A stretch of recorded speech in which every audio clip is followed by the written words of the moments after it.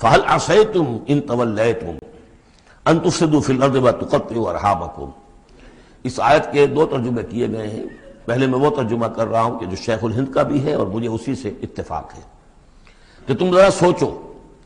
اگر جس حال میں اس وقت تم ہو، اگر تمہیں حکومت مل جائے، تم والی بن جاؤ، تمہیں یہاں اقتدار مل جائے اس جزیرہ نما عرب میں، تو تمہاری ابھی چونکہ پوری تربیت نہیں ہوئی ہے، خاص طور پر ظاہر بات ہے کہ جو انصار مدینہ تھے ابھی ایمان لائے تھے، ان کی تربیت تو نہیں ہوئی، ان میں ایک بڑی تعداد ایسے لوگوں کی بھی شامل تھی، آپ کو معلوم ہے کہ جو منافق تھے، آخر غزوہ احد میں 1/3 نفری جو ہے وہ نکل کر چلی گئی تھی، تو معلوم ہوا کہ اس میں اتنی بڑی تعداد میں منافق بھی تھے۔ اگر اس حال میں تمہیں کہیں حکومت مل جائے تو تم کیا کرو گے؟ تفسدوا فی الارض، زمین میں فساد مچاؤ گے، وتقطعوا ارحامکم، اور اپنے رحمی رشتے کاٹو گے۔ یہ بات سمجھنی چاہیے ان جماعتوں کو بھی کہ جو چاہے اپنے دارشت میں دین کے لیے اقتدار حاصل کرنا چاہتی ہیں، کہ ہم دین کو قائم کرنے کے لیے چاہتے ہیں کہ ہمارا غلبہ ہو، لیکن یہ کہ اگر وہ اپنے کارکنوں کی تربیت پر زور نہیں دیں گے،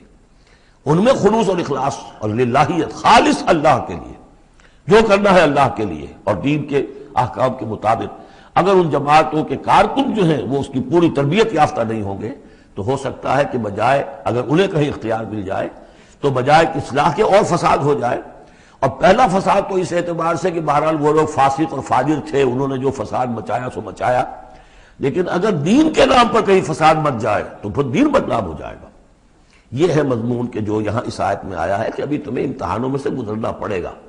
بھٹیوں میں سے نکلو گے تب تم ذرے خالص بنو گے اور کندن بنو گے۔ ایک ترجمہ یہ کیا گیا ہے ان تولیتم، مطلب اگر تم منہ موڑ لو گے، قتال نہیں کرو گے، تو اس کا نتیجہ یہ نکلے گا کہ زمین میں فساد ہوگا اور تم اپنے رحمی رشتے قطع کرو گے۔ لیکن میرے نزدیک پہلا مضمون، یہ ترجمہ میں آپ کو پڑھ کر سنا رہا ہوں، شیخ الہند کا ہے۔ پھر تم سے یہ بھی توقع ہے کہ اگر تم کو حکومت مل جائے تو خرابی ڈالو ملک میں اور قطع کرو اپنی قرابتیں۔ مجھے اسی سے اتفاق ہے۔